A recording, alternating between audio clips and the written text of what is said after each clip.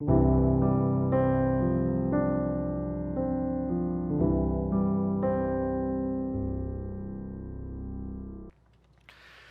하나님을 사랑하는 마음으로 수요 예배에 함께 동참하시는 여러분들을 주님의 이름으로 진심으로 환영하고 사랑합니다.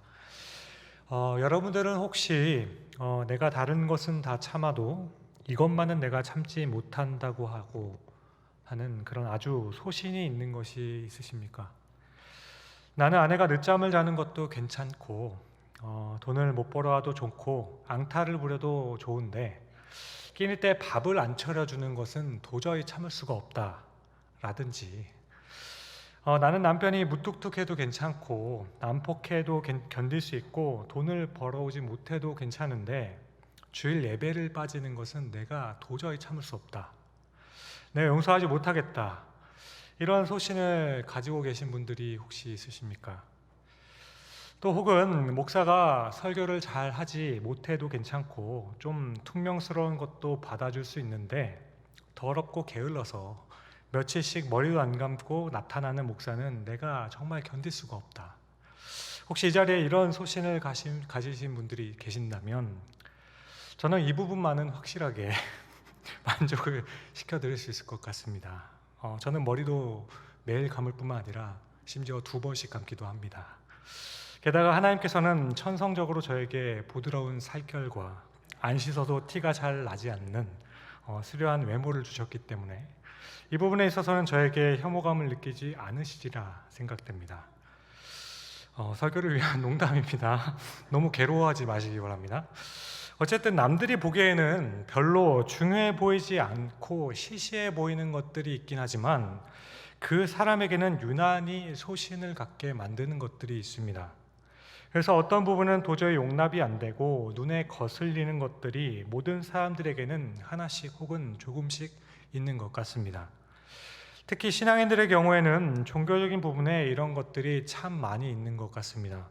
대체로 우리 한국교회에서는 아무리 인품이 좋고 기도와 말씀에 성실한 생활을 하여도 술을 하거나 담배를 하면 무조건 믿음이 없는 사람이라고 취급하는 경향이 있기도 하죠. 프랑스의 어느 교파는 술도 되고 담배도 용납되는데 여자가 바지를 입고 오는 것은 용납할 수 없다라고 합니다. 그래서 바지를 입고 오는 여자들을 이단 취급하는 교단도 있다고 해요. 우리는 교회 생활을 하다 보면 아주 익숙해져서 있는 그 전통이나 관습들이 생겨서 이런 전통과 관습에 어긋나게 행동하는 그 모습을 볼 때면 조금은 불편하게 여겨지는 때가 있는 것 같습니다.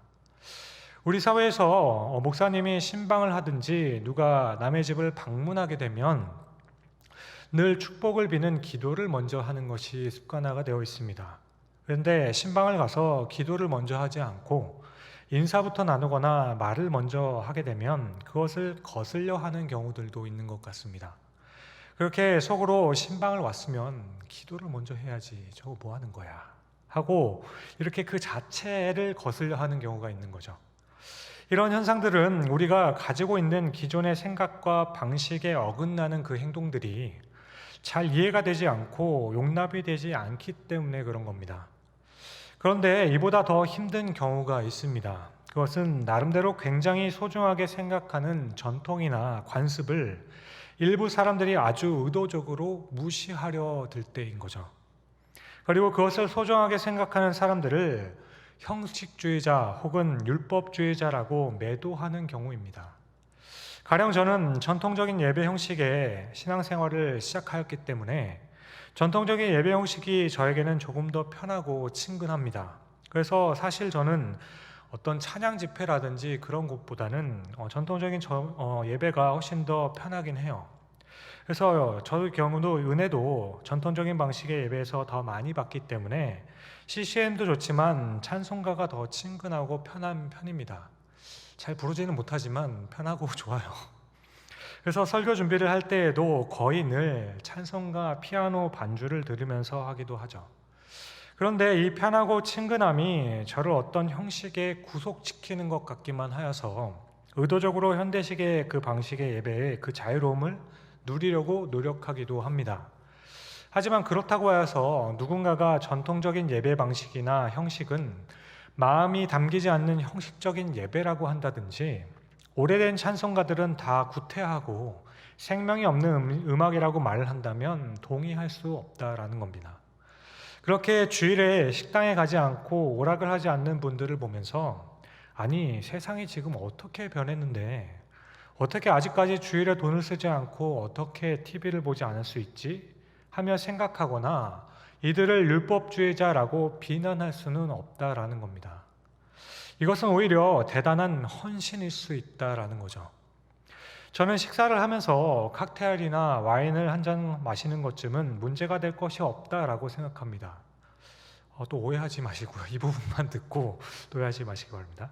그렇지만 어떤 종류의 술이든지 입에 대지 않는 사람들에 대해서는 근본주의자 혹은 율법주의자라고 비난을 한다든지 아니면 성경적으로 반박할 마음도 전혀 없습니다. 이 부분은 아름다운 전통이고 또한 구별된 모습일 수 있다라고 생각하기 때문이죠. 저는 개혁이란 이름으로 오랜 시간을 지나 만들어온 전통과 규례, 다른 사람들은 나름대로 소중하게 생각하는 것들을 아무렇지나 않게 취급하는 것은 마땅하지 않다라고 생각합니다. 그 사람은 그 사람 나름대로의 하나님을 섬기기 위해서 하나님을 사랑하는 그 사랑의 표현으로서 나름대로 대단한 헌신으로 그 형식을 그런 그릇에 담아서 하나님께 드리고 있는 것이죠. 그런데 이것을 무조건 형식적이라고 매도하는 것은 옳지 않다라는 겁니다. 우리는 복음서를 볼 때 우리는 언제나 예수님 편이잖아요. 그래서 예수님은 항상 옳다라고 생각하는 경향이 있습니다. 하지만 만일 앞서 말씀드린 저의 입장에 여러분들이 조금은 동의하실 수 있다라면 당시 종교 지도자들이 예수님을 볼 때에는 예수님이 정말로 못마땅했을 것임을 우리는 인정해야 된다는 거죠. 그들이 볼 때 예수님은 이제까지 너무나도 잘 지켜왔었던 기존의 전통들을 다 깨부수고 있고 도발적인 행동으로 사람들의 마음을 선동하면서 인기몰이를 하는 사람으로 보였을 것이기 때문입니다. 마치 교회의 젊은 층들이 어르신분들에게 왜 아직까지 이렇게만 해야만 하느냐고, 시대가 변하면 교회도 변해야지 왜 이제까지 했던 것만 고집해야 하느냐고 하는 것과 같은 모습인 거죠. 당시 랍비라 불렸던 젊은 예수가 기적과 능력을 좀 행한다고 하여서 그 당시 종교인들이 가지고 있었던 그 관습과 전통을 아무렇지도 않게 생각하거나 무너뜨리다거나 깨뜨리려고 했다고 이해해 보십시오. 그러면 그 당시 서기관과 바리새인들이 했던 예수님에 대한 경계를 우리는 충분히 이해할 수 있는 겁니다. 그렇습니다. 만일 이들이 주님을 그렇게 오해해서 예수님을 그렇게 비난한 것이라면 그 오해를 이해할 수 있다라는 거죠. 왜냐하면 전통적인 것을 무시하고 언제나 새로운 것을 주장하거나 기존 것들은 다 잘못되었다고 비판하는 것은 언제나 정당화되는 것은 아니기 때문입니다. 그런데 오늘 정말 묻고 싶은 질문은 정말로 그들의 문제가 예수 그리스도께서 그 전통을 무너뜨리고 기존에 쌓아놓은 신앙 방식을 주님께서 다르게 말씀하셨기 때문에 그래서 주님을 그들이 비난했던 것인가? 이것에 대해서는 의문이 생긴다라는 거죠. 이들의 문제가 과연 주님께서는 전통을 무시하시고 지나치게 선동적인 것에 대한 못마땅함에 있는 것인가? 제가 이해하기에는 성경은 그렇게 말씀하고 있지는 않습니다. 이들의 문제는 단순히 전통을 지키려는 것에 있지 않다라는 겁니다. 이들의 문제는 마음이 다른 곳에 있는 것이 문제였던 거죠. 오늘 본문의 사건은 마가복음에서 굉장히 중요한 사건입니다. 왜냐하면 오늘 사건으로 인해서 마침내 바리새인들과 종교 지도자들이 그리고 헤롯 당원들과 작당을 하여서 예수님을 죽이기로 결심하는 사건이 되기 때문입니다. 그렇다면 오늘 사건이 있기까지 어떤 일이 있었을까요? 오늘 본문에서 바리새인들이 예수님을 죽이겠다고 결심하기까지 마가복음에서는 어떤 일이 발생했는지, 이들이 왜 주님을 죽이려고 했는지 한번 살펴보고 생각해 봤으면 좋겠습니다. 마가복음에서 예수님의 소문이 가버나움에 널리 퍼지게 된 것은 어느 안식일에 있었던 일 때문이었습니다. 예수님께서는 어느 날 회당에서 강론을 하셨어요. 그런데 예수님의 그 가르침은 당시의 다른 서기관들과 가르침이 다르고 권위가 있었다라고 합니다. 그래서 많은 사람들은 예수님의 말씀을 들으면서 정말 많은 깨달음을 얻고 설득도 되었습니다. 이렇게 주님께서 전하시는 그 말씀에 힘이 있음을 느끼면서 많은 사람들이 주목하기 시작하죠. 그런데 주님께서 그렇게 강론을 하고 계시는데 갑자기 한쪽에서 귀신 들린 사람이 소동을 피우기 시작합니다.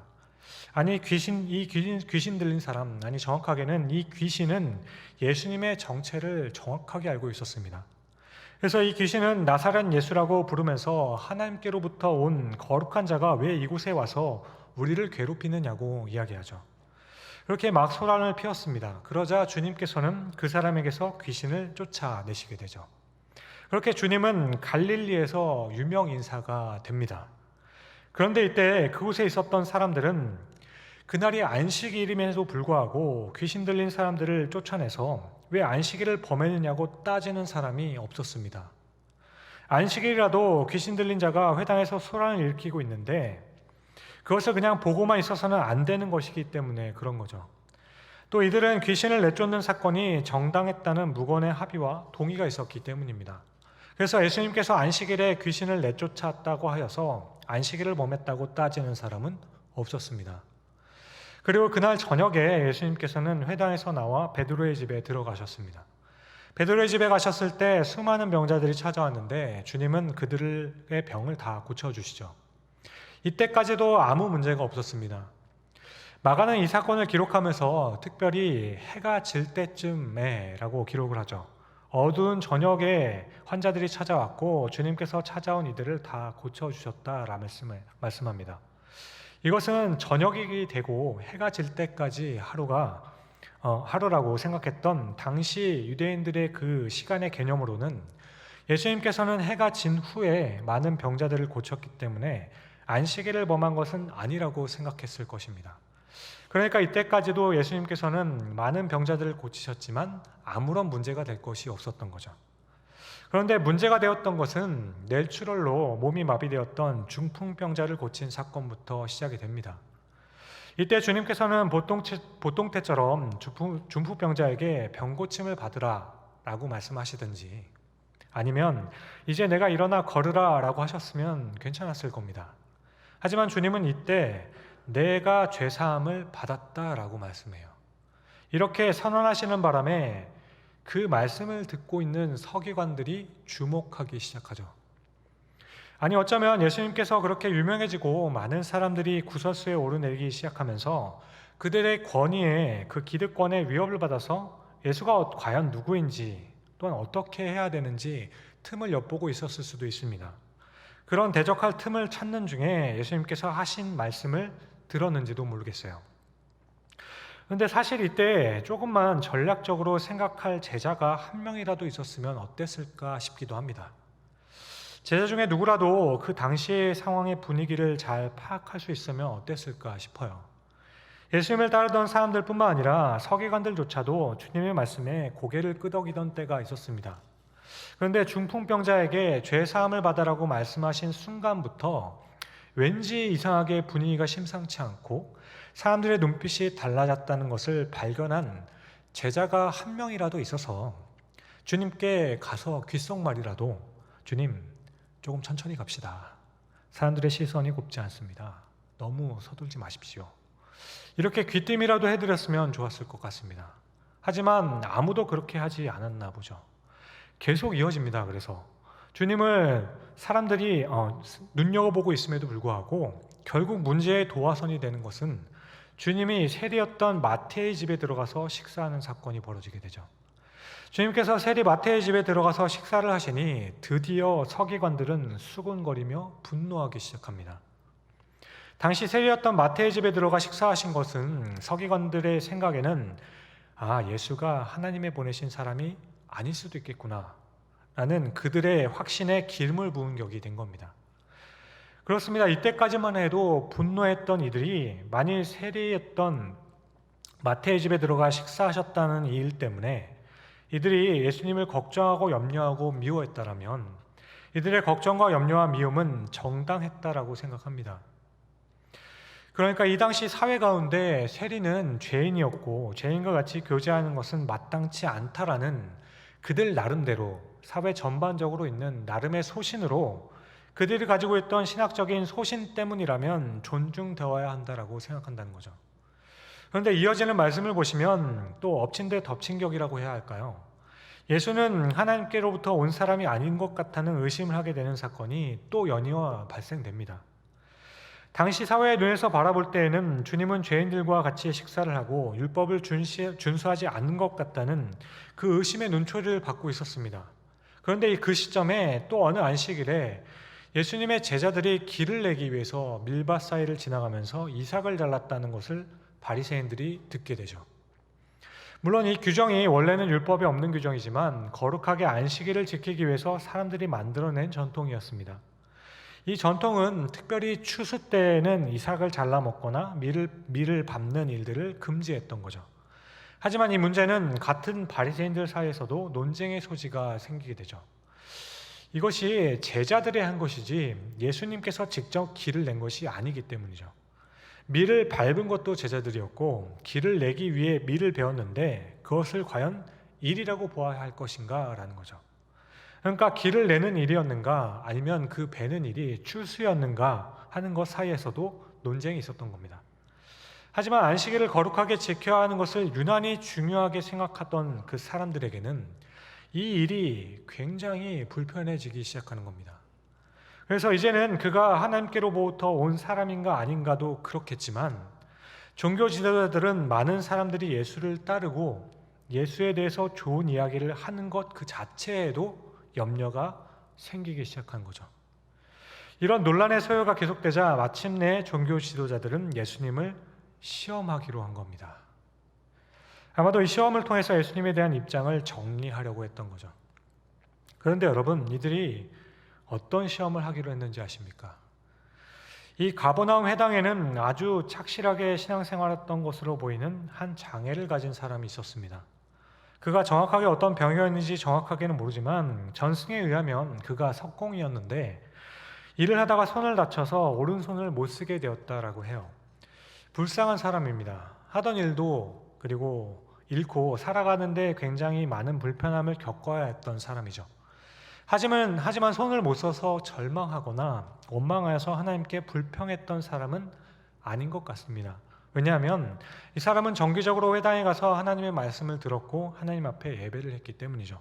그리고 이 사람은 예수님께서 병을 고치신다라는 소문을 들었어도 예수님께 찾아가서 병을 고쳐달라고 절박하게 구하지도 않았습니다. 아니 어쩌면 도움을 청할 마음이 없었는지도 모르겠어요. 자신이 가진 장애가 그렇게 심각하지 않다고 생각했을지도 모르고 또 아니면 하나님의 섭리를 인정하여서 오히려 감사함으로 그의 삶을 살아가고 있었을지도 모릅니다. 어쨌든 이 사람은 예수님을 찾아가지 않았습니다. 그런데 그렇게 살아가던 그를 종교 지도자들은 이 사람을 이용하여서 예수님을 시험하려 한 겁니다.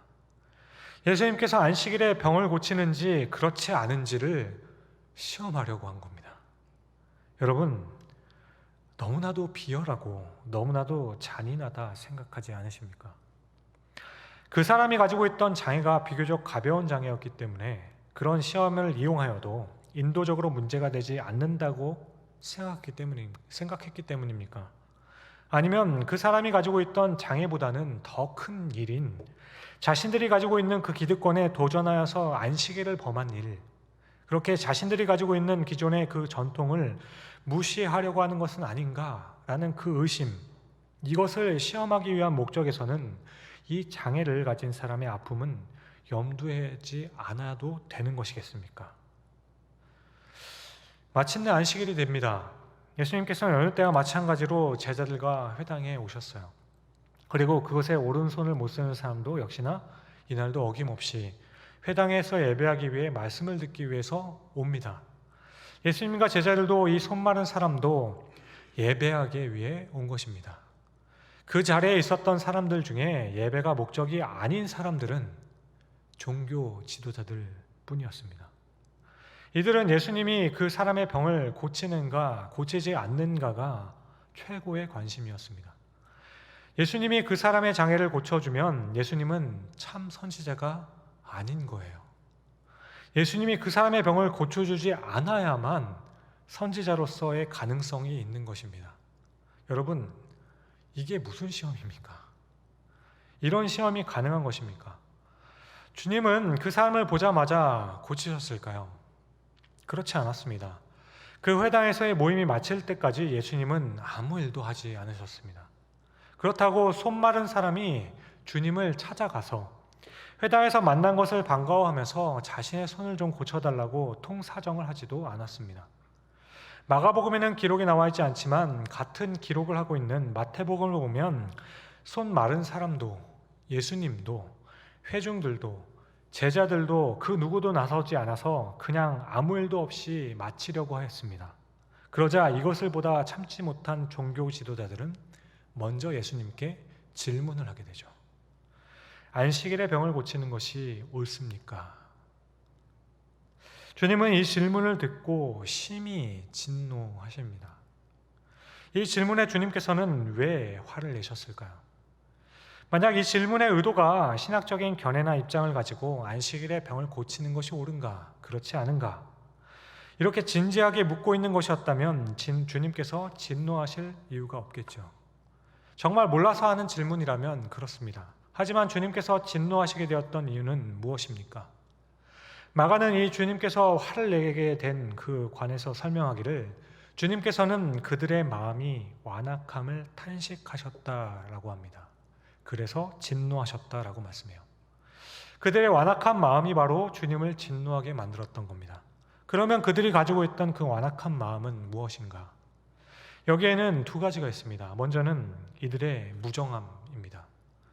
이 사건에 대하여서 마태복음의 기록을 보면 주님께서 안식일의 병을 고치는 것이 옳은지 아닌지를 묻는 그들에게 주님은 반문하세요.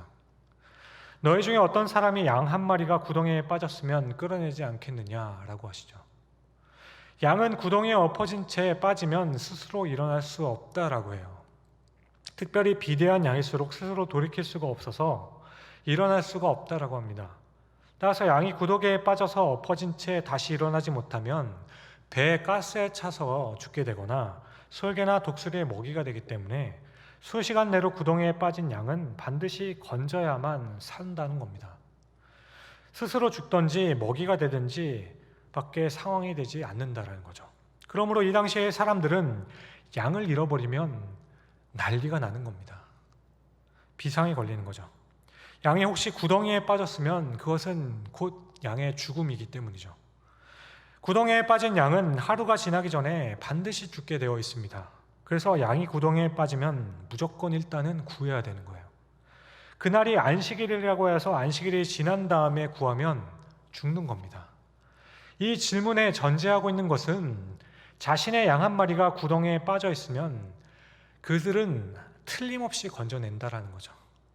구덩이에 빠진 자가 양의 문제에 있어서는 자기 구덩이에 빠진 그 자기 양에 있어서는 안식일이 해도 되는 일인지 안 해도 하지 말아야 되는 일인지 이런 의문조차도 제기하지 않았다라는 겁니다. 너무나도 당연했던 거예요. 그러니까 자기 소유에 대해서는 그렇게 끔찍하게 생각하는 사람들이 어떻게 장애를 가지고 어렵게 살아가는 사람의 그 형편과 그 사정 앞에서는 이렇게 뭘 인정하고 이렇게 무정할 수 있는지 예수님께서 되물어 보시는 거예요. 게다가 어떻게 이런 상황을 가지고 감히 예수님을 죽이는가 마는가로 시험을 할 수 있겠느냐는 겁니다. 만약 이들이 사람은 아끼지만 그게 법인가 아니면 사랑인가를 고민하는 것이었다라면 우리는 이해할 수 있겠죠. 정의와 사랑의 균형을 이루는 일은 정말로 어려운 일입니다. 때로는 무정한 듯해도 엄격해야 되고 때로는 타협한 듯하여도 용서해야 하는 갈등이 있음을 우리는 모두가 다 압니다. 하지만 지금 이들의 질문에 대한 반문은 그런 고민으로 주님께 물은 질문이 아니었다라는 거죠. 이들이 정말로 이것이 정의의 문제입니까? 아니면 사랑의 문제입니까? 그가 불쌍하여서 고쳐주신 것이 사랑일 텐데 안식일에 고쳐주어야만 하는 겁니까? 아니면 법대로 고쳐주지 말아야 하는 겁니까?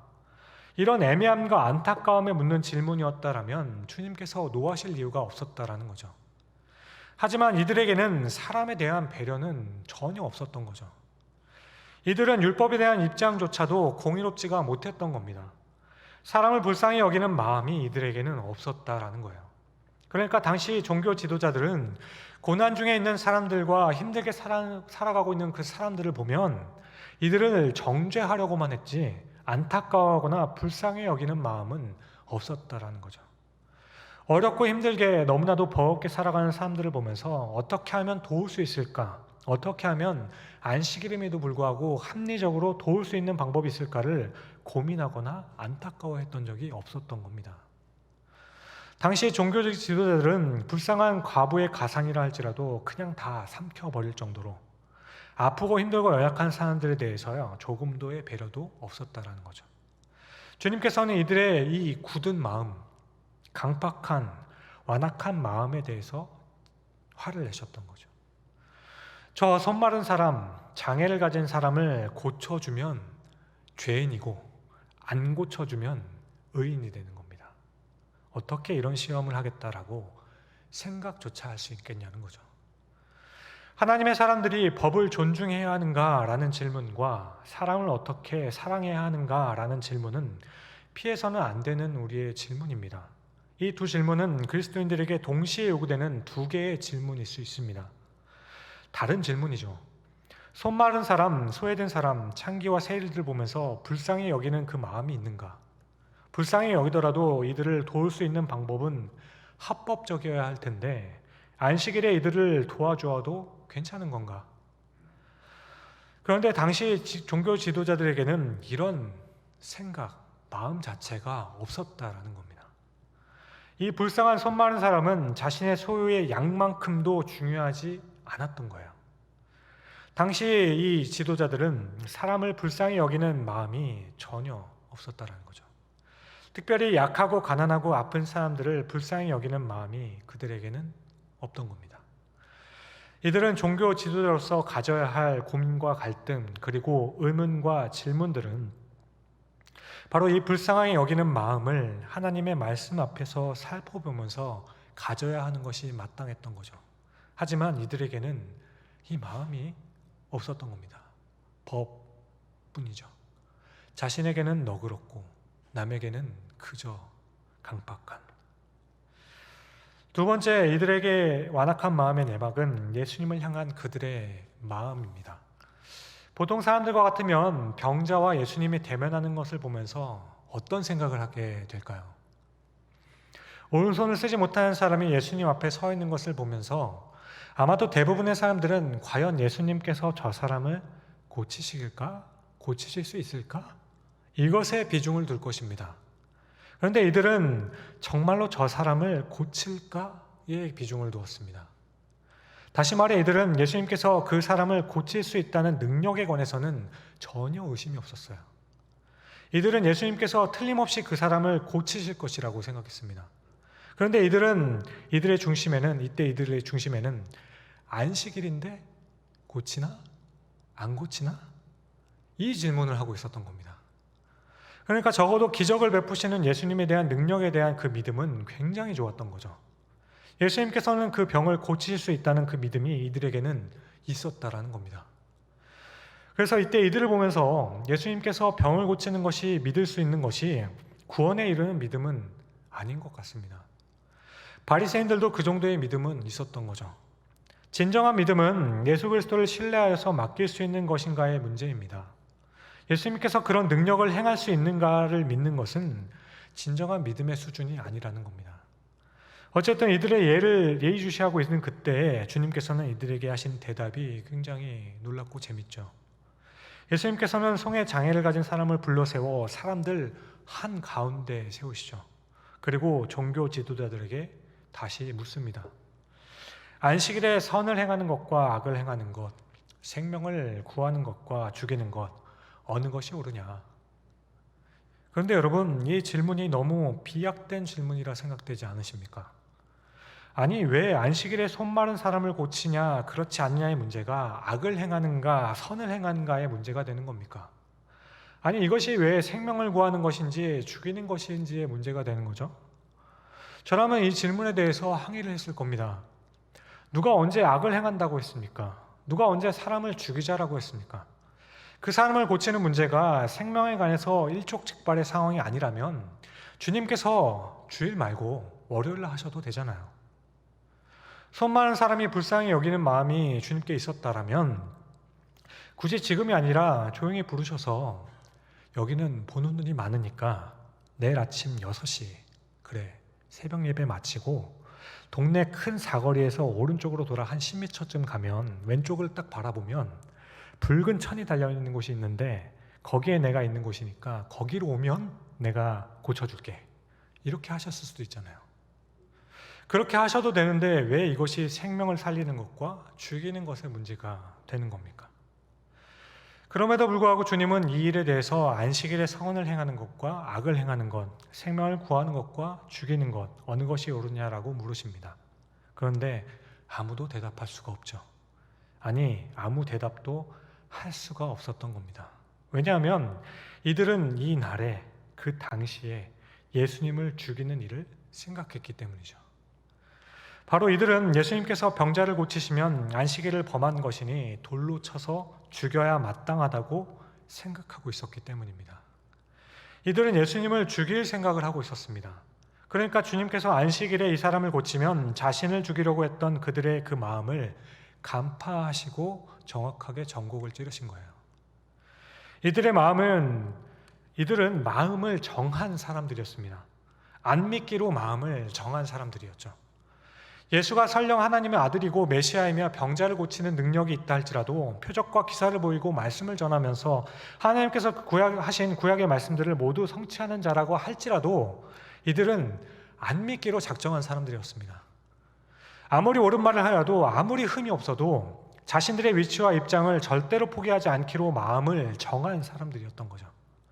이들은 하나님을 향해서 마음을 열고 있지 않는 사람들이었습니다. 이들은 겉으로는 하나님을 믿는다고 하면서 안식일이면 어김없이 회당에 들어가 예배를 하고 안식일을 철저하게 지키기 위해서 아무 일도 하지 않는 사람들이었습니다. 그렇지만 이들은 정직하지 못한 사람들이었고 하나님 앞에 마음을 열고 겸손하게 서 있지 않은 사람들이었다는 거죠.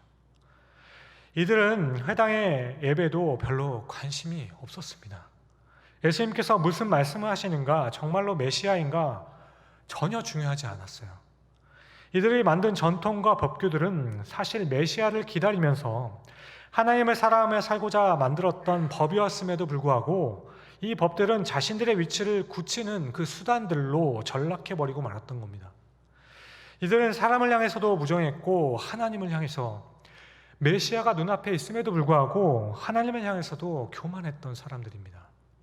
이들에게 가장 중요한 것은 다른 것이 아니라 자기 자신뿐인 겁니다.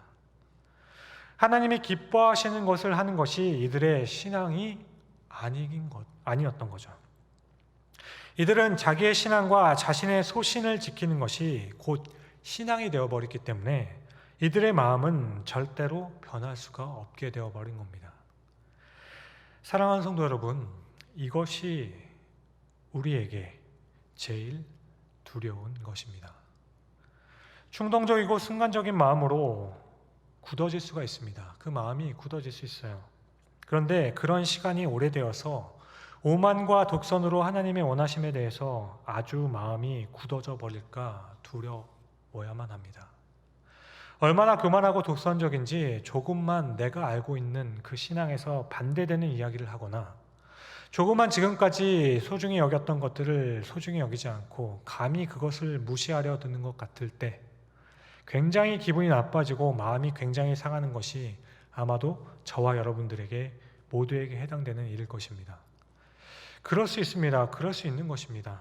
그런데 내가 마음이 많이 상했지만 기도하고 예배하며 하나님께서 무엇을 원하는지를 명백하게 알게 되었음에도 불구하고 그 마음을 바꿀 마음이 생기지 않는다면 어떻겠습니까?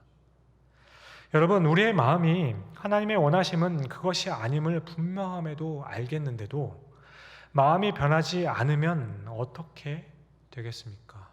어떻게 해야만 할까요? 이들은 완악했습니다.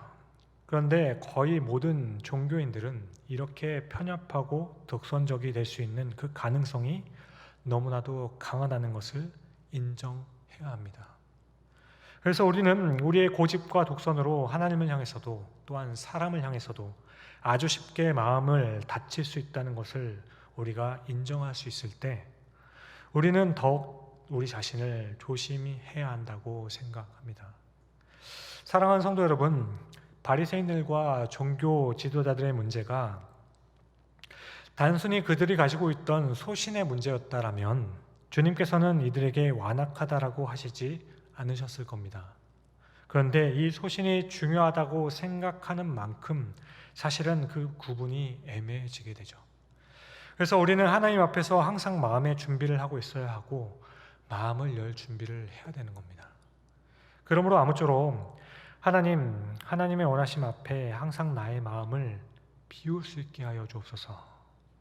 하나님의 원하심이 나타냈을 때 하나님의 그 원하심 앞에 무릎을 꿇을 수 있는 우리의 믿음이 될 수 있게 하여 주옵소서. 아무쪼록 이 기도조차 할 수 없을 정도로 굳어지지 않기를 바랍니다. 이렇게 오늘 말씀을 기억하면서 우리 안에 완악하고 굳어진 마음들이 부드러운 마음으로 기경되어서 다시 하나님의 은혜에 감사할 수 있고 무정하지 않으며 사랑할 수 있는 우리 모두가 될 수 있기를 소망합니다. 그렇게 하나님께서 기뻐하시는 일을 할 수 있는 부드러운 마음으로 변화되어서 그 마음이 우리 안에, 그 사랑이 우리 안에 넘쳐날 수 있기를 주님의 이름으로 간절히 축원드립니다. 기도하시겠습니다.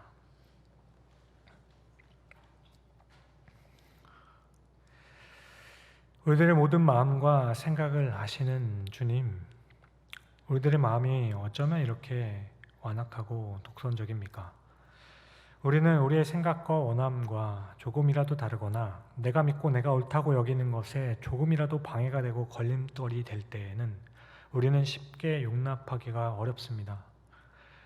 그런데 주님, 이때 그것을 용납하지 못하는 것이 문제가 아니라 분명히 하나님께서 무엇을 원하시는지 알겠는데도 마음을 바꿀 수가 없고 열 수가 없는 것이 문제인 겁니다.